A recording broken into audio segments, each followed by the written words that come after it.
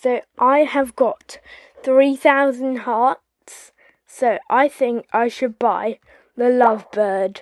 So let's buy it. Oh, this looks so cute. Ah, it looks so adorable. Ah, it's so cute. Okay, so I think we should have a little look what it looks like in neon. So let's quickly open up our giant journal and then scroll all the way to the bottom to see what it looks like in neon and mega. So I am excited to see what that looks like. Where is it? Okay. Let's, come on, go quickly, have a little look.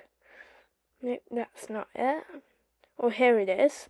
So the lovebird. Oh my gosh, I need to get this in neon. This looks so cool, and it's got even more colours than it normally has what it is neon. And mega.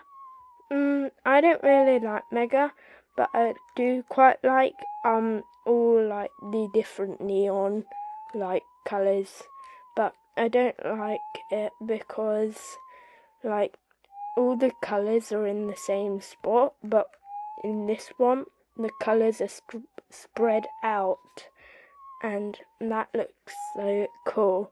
But the Cupid dragon looks so cute. So, hope you enjoyed this short. Bye.